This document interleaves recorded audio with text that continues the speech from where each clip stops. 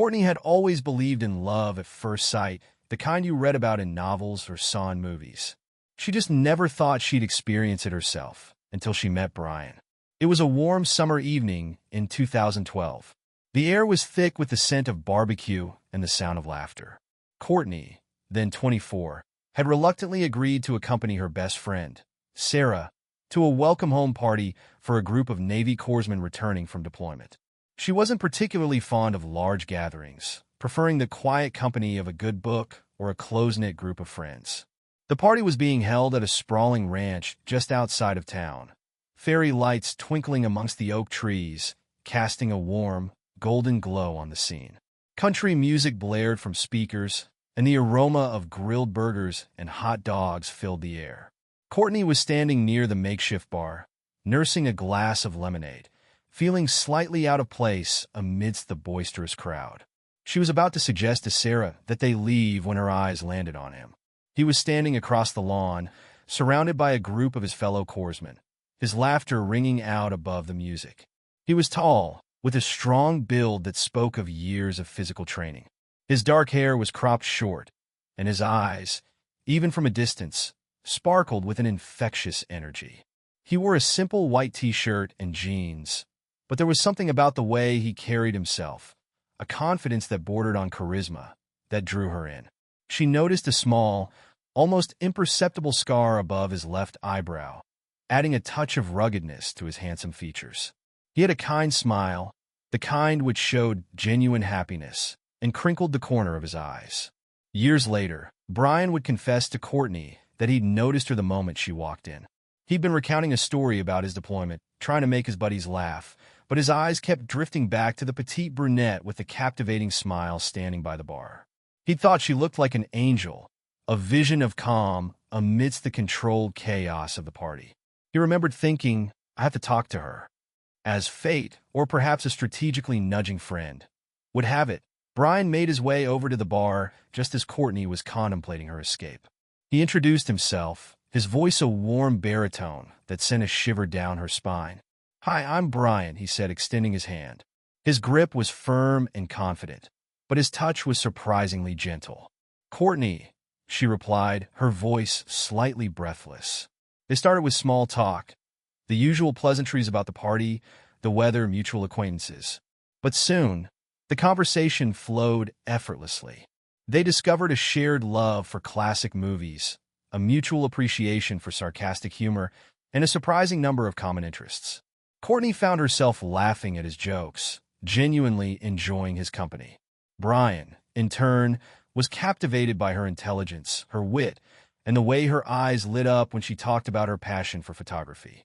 He told her about his time as a corpsman, carefully omitting the more harrowing details, focusing instead on the camaraderie and the sense of purpose he felt serving his country. He spoke with pride, but also with a humility that Courtney found incredibly endearing.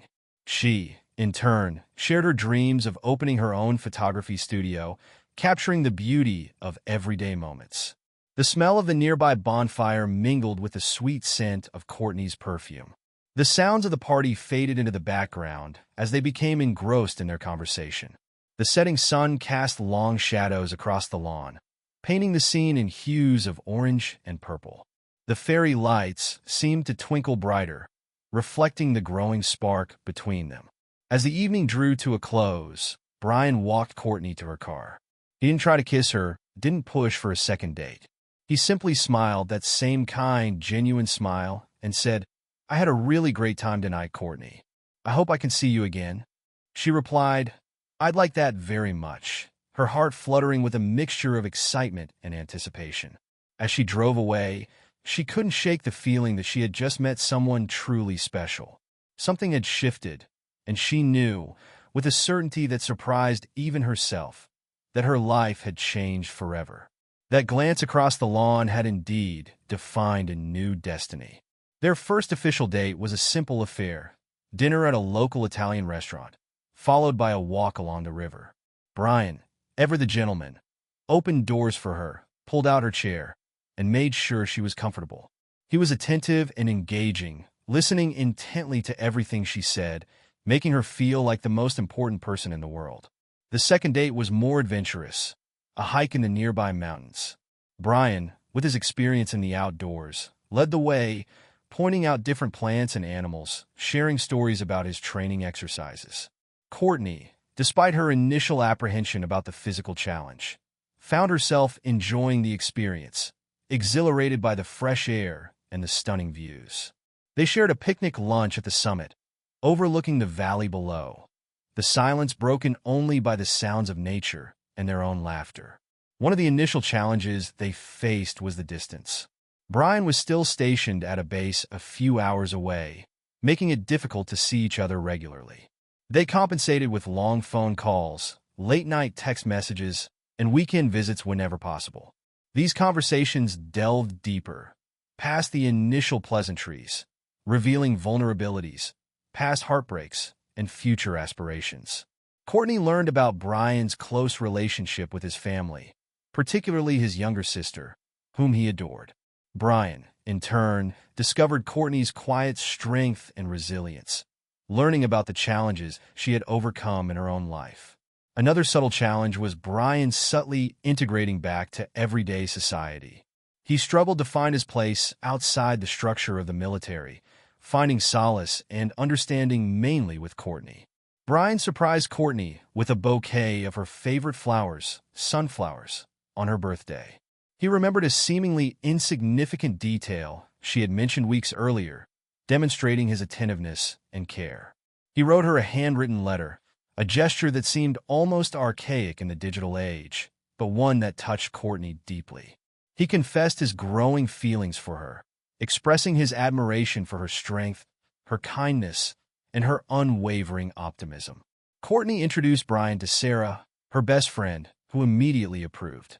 Sarah saw the genuine affection between them, the way Brian looked at Courtney with such tenderness and respect. Brian, in turn, introduced Courtney to his close-knit group of Corpsman buddies, who welcomed her with open arms. She witnessed firsthand the strong bond they shared, the camaraderie forged through shared experiences and unwavering loyalty. Meeting his family was a bigger step. Brian's mother was warm. His father, a retired Marine, was initially reserved, but Courtney's genuine nature soon won him over.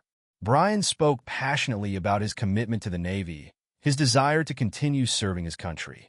He explained the rigorous training he underwent, the sacrifices he made, and the sense of purpose he derived from his work.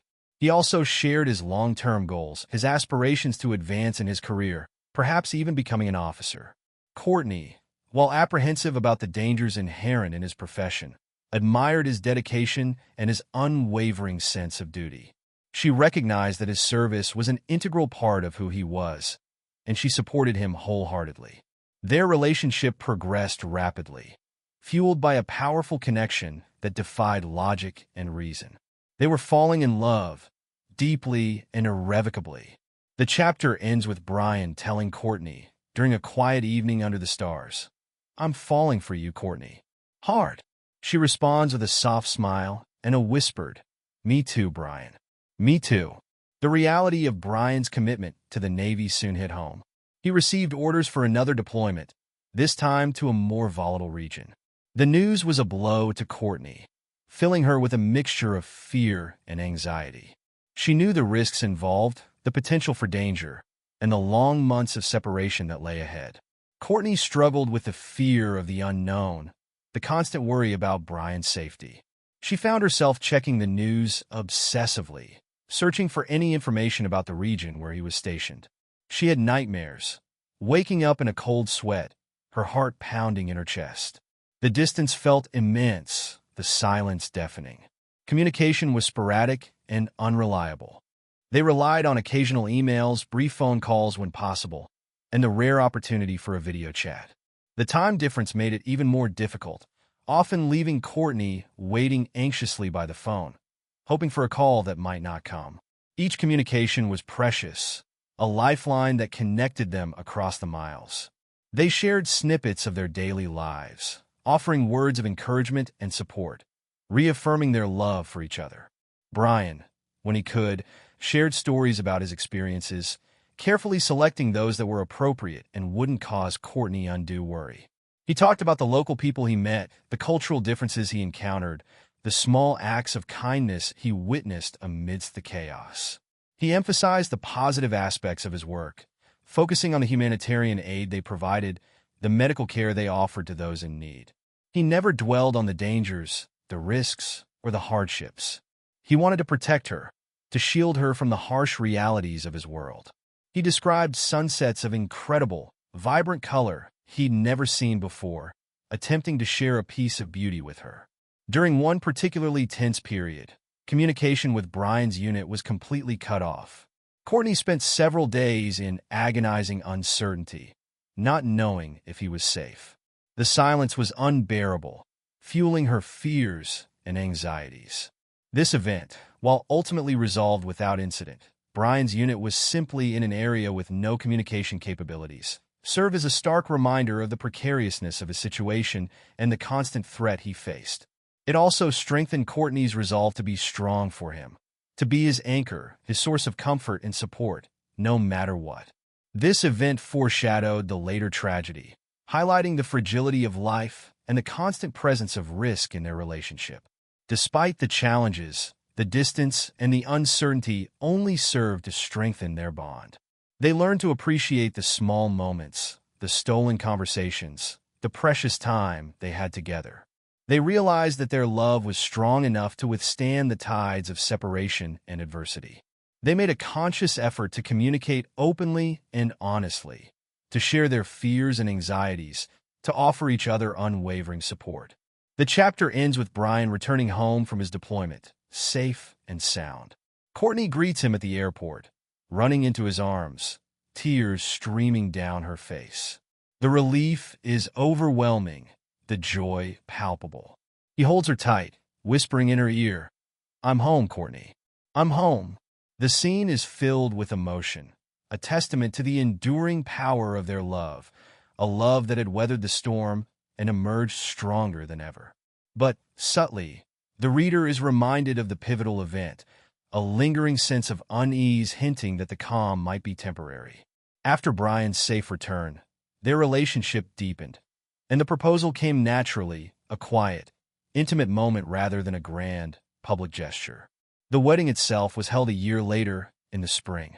It wasn't a lavish affair, but rather a heartfelt celebration of their love, surrounded by their closest family and friends. The ceremony took place outdoors, in a beautiful garden filled with blooming flowers.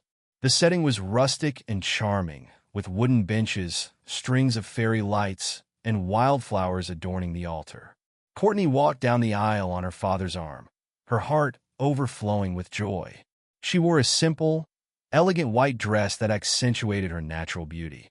Her eyes were fixed on Brian, who stood waiting for her at the altar, his expression a mixture of love, admiration, and awe. She felt a sense of peace and contentment, knowing that she was marrying the man of her dreams, the man who had stood by her through thick and thin. The nervousness she'd expected was replaced by an overwhelming sense of rightness. Brian watched Courtney approach, his heart swelling with emotion. He saw not just the beautiful woman before him, but the strong, resilient, and compassionate person he had come to love so deeply. He remembered the first time he saw her, the way she had captivated him from across the room.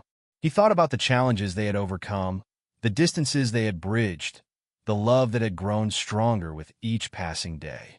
He felt a profound sense of gratitude, knowing that he was the luckiest man in the world. They exchanged vows that they had written themselves, heartfelt promises of love, loyalty, and unwavering support. Courtney's vows spoke of her admiration for Brian's strength and kindness, her gratitude for his unwavering love, and her promise to stand by him through all of life's challenges. Brian's vows echoed her sentiments, expressing his deep love for her, his commitment to protecting her, and his promise to be her best friend, her confidant, and her partner in all things. Their voices trembled slightly with emotion, but their words were clear and sincere. The reception was filled with laughter, dancing, and heartfelt toasts.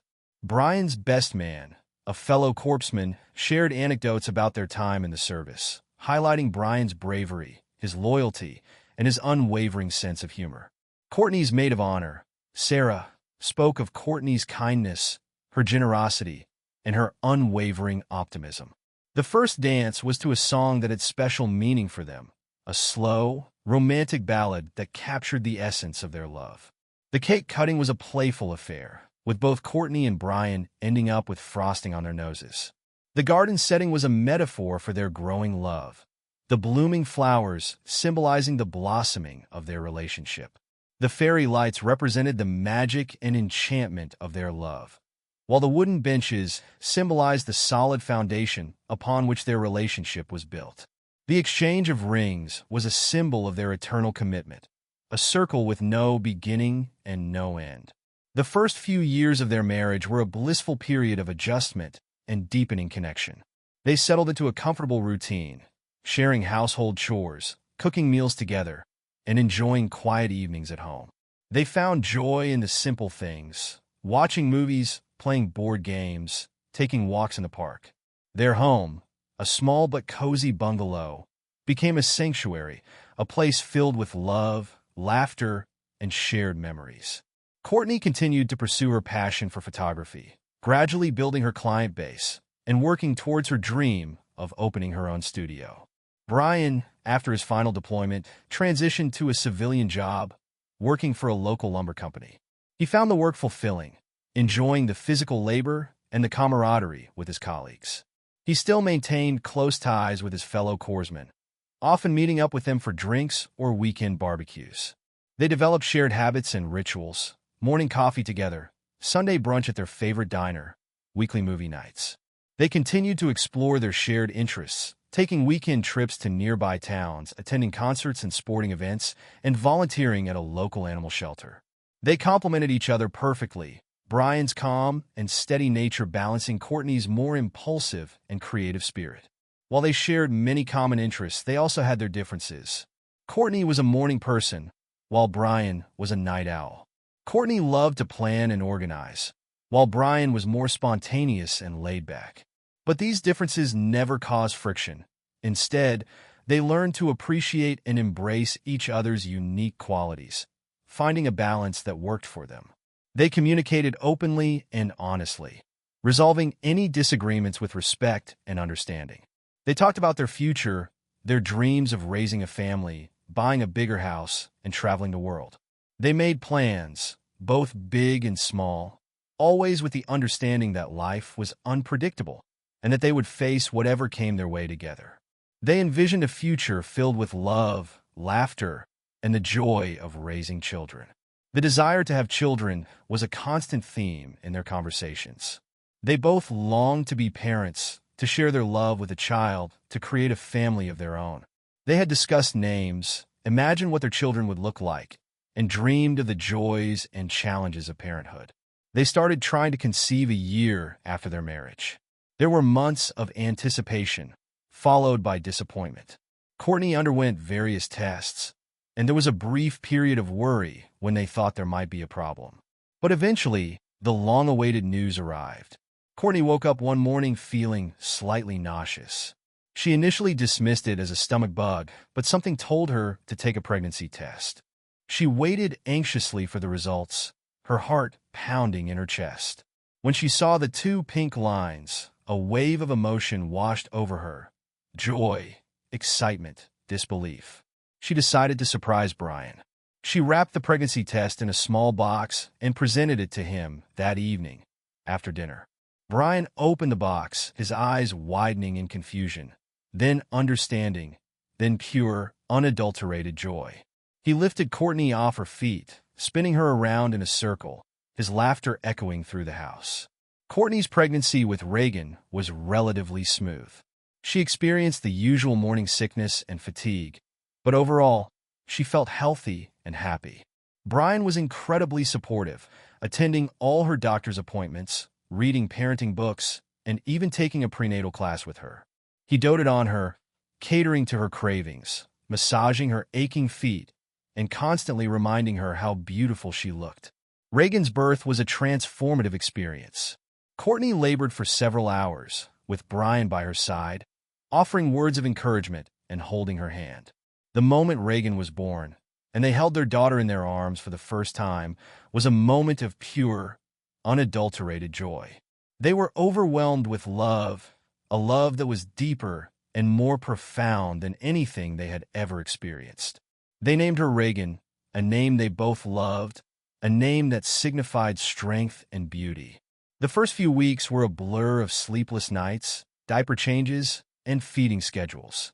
But amidst the exhaustion, there was an overwhelming sense of wonder and fulfillment. They marveled at their tiny daughter, at her perfect little fingers and toes, at the way she looked at them with such trust and innocence. They were a family, bound together by a love that was stronger than anything they could have imagined. The day Brian died started like any other day.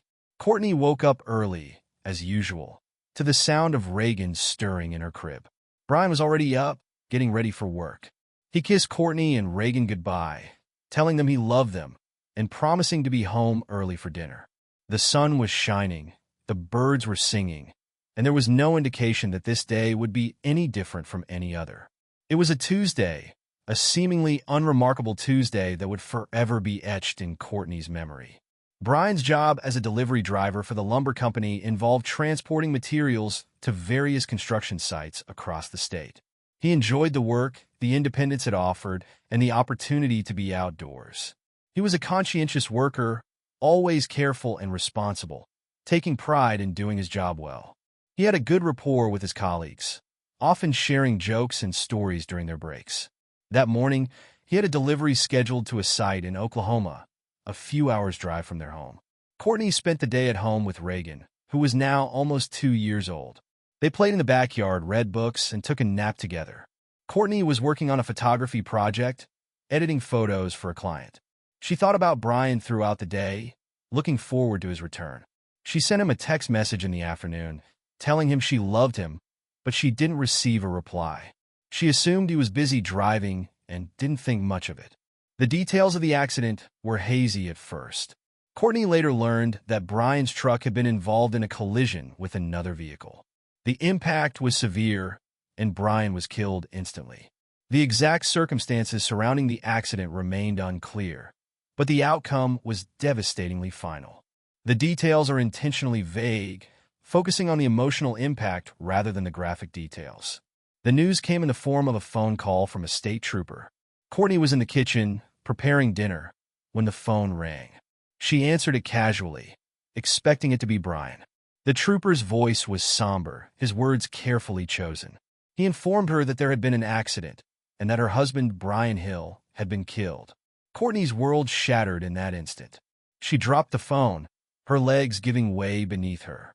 She screamed, a primal scream of disbelief and agony. She couldn't breathe, couldn't think, couldn't comprehend the words she had just heard. It felt like a nightmare, a cruel joke, a horrific mistake. She picked up the phone again, her hands shaking uncontrollably, and asked the trooper to repeat what he had said. The words were the same, the reality inescapable. She called Brian's parents, her voice choked with sobs, struggling to form the words. She called Sarah, her best friend, who rushed to her side immediately. The rest of the evening was a blur of tears, phone calls, and the arrival of family and friends, their faces etched with shock and grief. Reagan, sensing the distress in the air, clung to Courtney, her little face filled with confusion and fear. The chapter ends with Courtney sitting alone in the darkness, long after everyone else had gone to bed. She held Reagan close, rocking her gently, tears streaming down her face. The house was silent, the silence broken only by the sound of her sobs. The future she had envisioned, the life she had planned with Brian, had vanished in an instant. She was alone, a widow, a single mother, facing a future that was now filled with uncertainty and unimaginable pain. In the immediate aftermath of Brian's death, Courtney was surrounded by a cocoon of support. Her family and Brian's family rallied around her, offering practical help and emotional comfort. Sarah, her best friend, was a constant presence, taking care of Reagan, running errands, and simply being there to listen. Brian's fellow corpsmen visited, sharing stories about Brian, offering their condolences, and expressing their willingness to help in any way they could. The task of arranging Brian's funeral fell to Courtney, a burden she carried with a heavy heart. She chose a plot in a local cemetery, a peaceful spot overlooking a rolling hillside. She selected a casket, a simple but elegant wooden one, reflecting Brian's understated style. She wrote his obituary, a tribute to his life, his service, and his love for his family. Each decision, each task, was a painful reminder of her loss. Courtney's grief was a raw, visceral thing. It consumed her, overwhelming her with its intensity. She felt a profound sense of emptiness, a void that could never be filled. She struggled to sleep, to eat, to function. She cried constantly, tears flowing uncontrollably at the slightest trigger. A song on the radio, a familiar scent, a photograph of Brian. She felt lost, adrift, unsure how to navigate this new, unwelcome reality. Reagan, at almost 2 years old, was too young to fully understand what had happened. She knew that her daddy was gone, and she missed him terribly. She would ask for him repeatedly, her little voice filled with confusion and sadness. Courtney struggled to explain Brian's absence in a way that Reagan could comprehend. She told her that Daddy was in heaven, watching over them, but she knew that it was a concept too abstract for a child so young. Courtney tried to keep things as normal as possible for Reagan, maintaining her routine, reading her stories, playing with her. But the grief was always present, a shadow that hung over their lives. She would often find herself staring at Reagan, seeing Brian in her eyes, in her smile, in her mannerisms. It was a bittersweet reminder of the love they had shared and the child they had created together. The days were long and arduous. Courtney found herself going through the motions, performing the necessary tasks, but feeling numb inside. She struggled to concentrate, to make decisions, to find any joy in life. The simplest things, getting out of bed, making breakfast, taking Reagan to the park, felt like monumental efforts. She felt a profound sense of loneliness, despite being surrounded by people who loved her. In the midst of her grief, Courtney began to experience subtle physical changes. She felt nauseous in the mornings, her breasts were tender, and she was unusually tired. Initially, she dismissed these symptoms as a result of stress and grief. She was barely eating, barely sleeping, and her body was under immense strain. But as the symptoms persisted, a nagging thought began to take root in her mind. She hesitated to even consider the possibility of being pregnant. It seemed impossible given the circumstances. And yet, the thought persisted, growing stronger with each passing day. A flicker of hope, a tiny spark of light in the darkness, began to ignite within her. She remembered their conversations about wanting more children, their dreams of expanding their family. She finally bought a pregnancy test, her hands shaking as she unwrapped it. She followed the instructions carefully, her heart pounding in her chest. She waited, the minutes stretching into an eternity. And then she saw it, 2 pink lines, clear and unmistakable. She was pregnant. The news hit her with a wave of conflicting emotions. Joy, disbelief, fear, guilt, and a renewed sense of grief. She was overjoyed at the prospect of having another child, a piece of Brian to carry on his legacy. But she was also terrified, overwhelmed by the thought of raising 2 children on her own. She felt guilty for feeling any joy at all so soon after Brian's death. And she grieved anew for the fact that Brian would never know about this child, would never hold this baby in his arms. The day of Brian's funeral arrived, a gray, overcast day that mirrored Courtney's mood. The service was held at a local church, filled with family, friends, and Brian's fellow corpsmen. Courtney sat in the front row, holding Reagan on her lap, her eyes fixed on the casket at the front of the church. She felt numb, detached, as if she were watching the scene unfold from a distance. The air was thick with grief, the silence broken only by the sound of muffled sobs. The eulogies were heartfelt, filled with stories about Brian's kindness, his generosity, his bravery. Courtney listened, her heart aching, tears streaming down her face. She felt a profound sense of loss, a pain that was almost unbearable. After the service, Courtney went to the funeral home to say a final goodbye, to Brian before the burial. She stood beside his casket, looking at his face, his peaceful expression. She reached out and touched his hand, his skin cold and lifeless. And then she whispered to him, her voice choked with emotion, "Brian, I'm pregnant. We're having another baby." She told him how much she loved him, how much she missed him, and how she would make sure that their children knew all about their amazing father. She promised to keep his memory alive, to raise their children with the same values and principles that he had lived by. She felt a strange sense of peace in that moment, a connection to Brian that transcended death. It was as if she could feel his presence, his love surrounding her and their unborn child. The tears that fell were no longer solely tears of grief, but also tears of hope, of a future that, while uncertain, held the promise of new life and continued love. A couple of weeks after the funeral, Courtney had her first ultrasound appointment. She was nervous, excited, and still deeply grieving. She lay on the examination table, her heart pounding in her chest, as the technician applied the gel to her abdomen. The technician moved the transducer across her belly, searching for the baby's heartbeat. And then she stopped, her eyes widening in surprise. "Well, this is unexpected," she said, a smile spreading across her face. "You're not just having one baby, Courtney. You're having 3. Courtney stared at the screen, her mind reeling. She saw 3 tiny forms, 3 flickering heartbeats. Triplets. It was almost impossible to comprehend. She felt a surge of emotion, a mixture of shock, disbelief, joy, and overwhelming fear.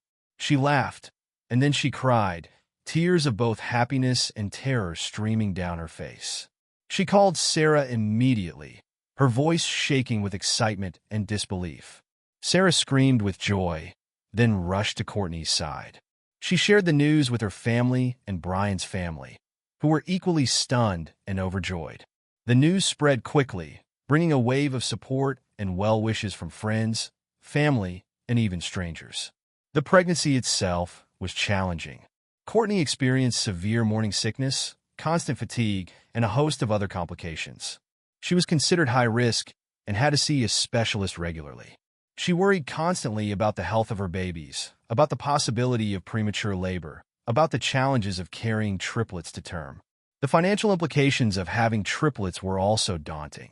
She was already struggling to make ends meet on her own, and the thought of providing for 3 infants was overwhelming. She worried about medical bills, childcare costs, and the everyday expenses of raising a family. Despite the challenges, Courtney was determined to do everything she could to ensure a healthy pregnancy. She followed her doctor's instructions meticulously, eating a healthy diet, taking her prenatal vitamins, and getting plenty of rest. She began to prepare for the arrival of her babies, setting up a nursery, buying clothes and supplies, and researching everything she could about caring for triplets. During a routine ultrasound at around 20 weeks, Courtney received devastating news. The technician, after a prolonged silence, called in the doctor. The doctor's face was grave, his words carefully chosen. He explained that one of the babies, Brady, no longer had a heartbeat. He had passed away in utero. The room was sterile and cold, the air thick with tension. The monitor showed 2 healthy, moving babies and one that was still. The silence in the room was deafening, broken only by Courtney's sharp intake of breath.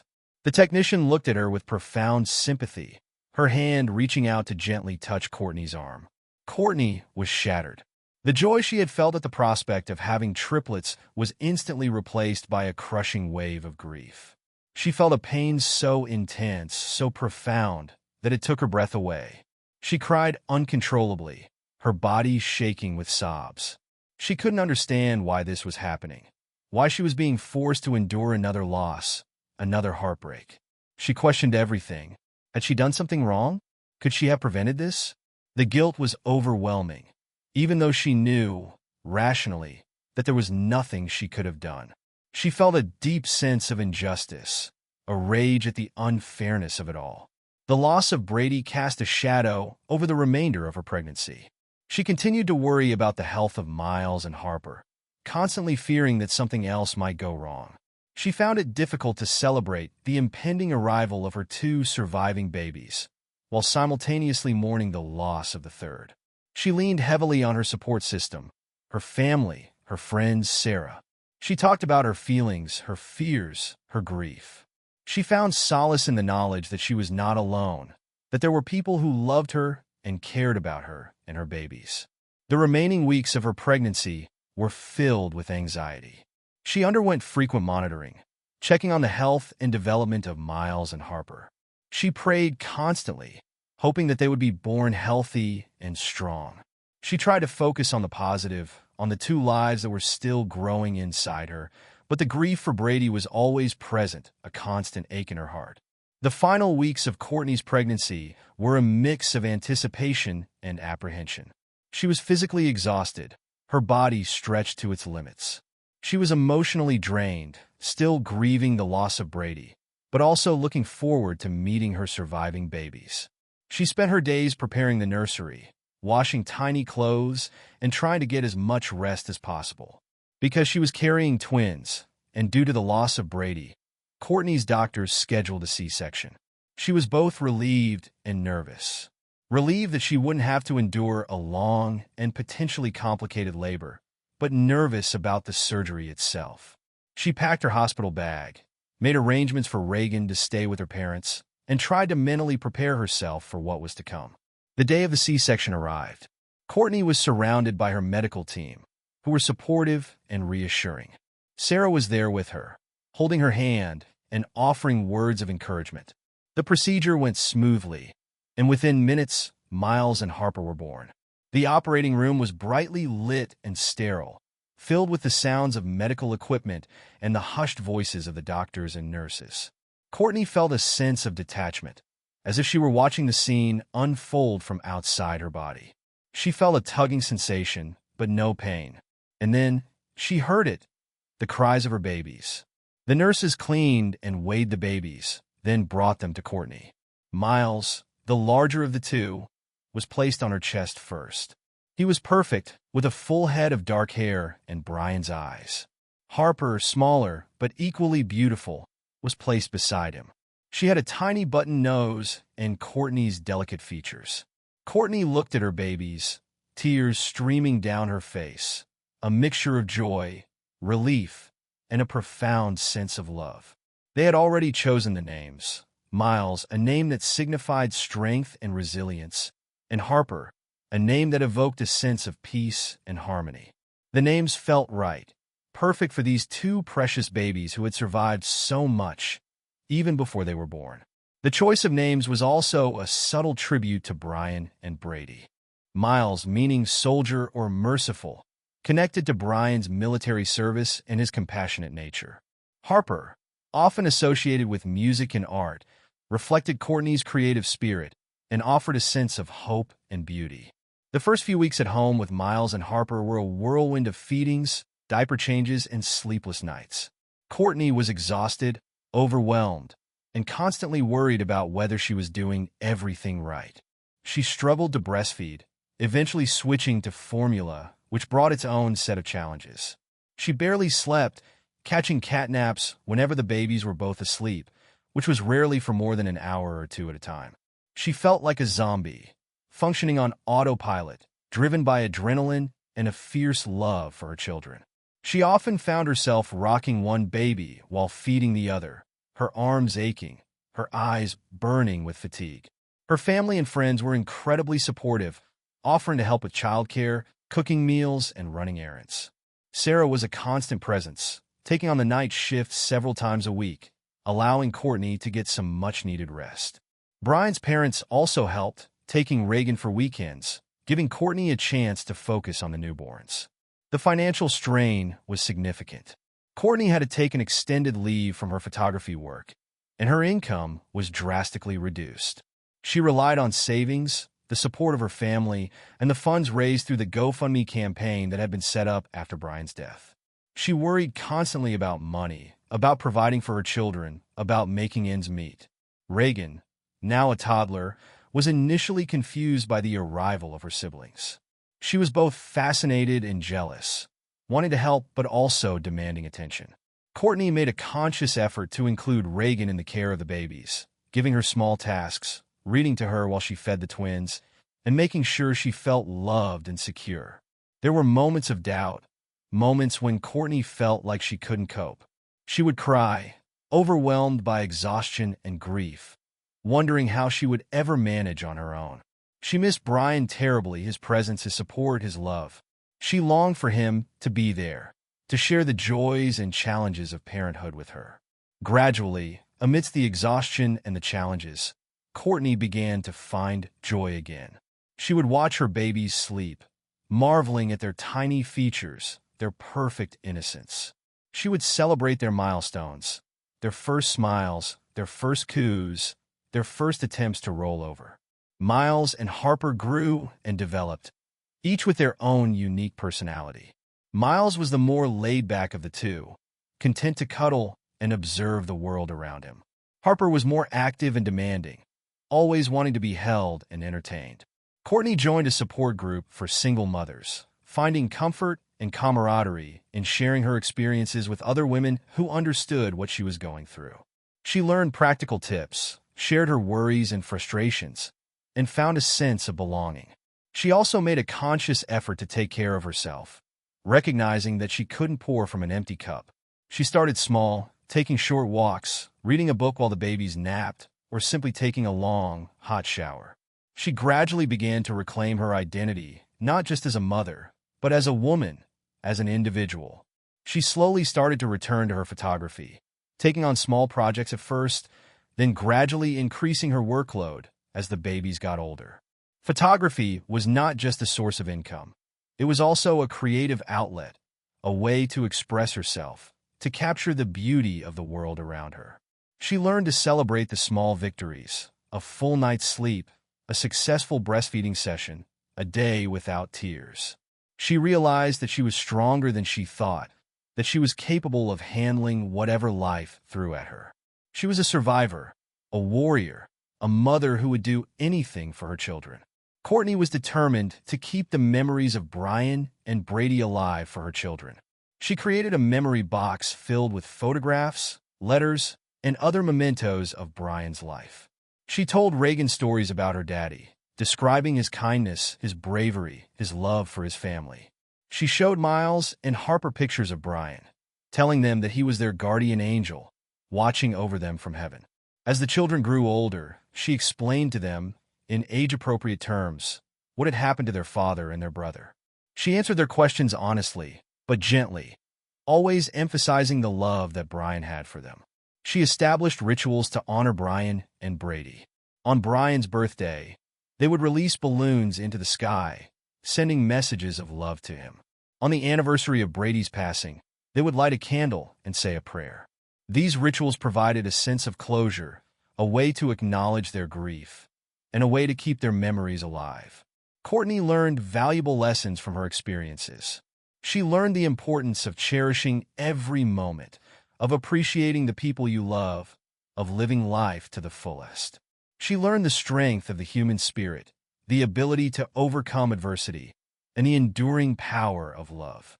She learned that grief is a journey, not a destination, and that it's okay to feel sad, to miss the people you've lost, but it's also important to find joy, to move forward, to create a new life for yourself and your children. Courtney's hopes for the future were simple: to see her children grow up healthy, happy, and well-adjusted. She wanted to provide them with a loving and supportive home, to give them the best possible education, and to teach them the values that were important to her and Brian: kindness, compassion, resilience, and a love for life. She continued to build her photography business, eventually achieving her dream of opening her own studio. She found fulfillment in her work, capturing special moments for other families, creating lasting memories that they could cherish for years to come.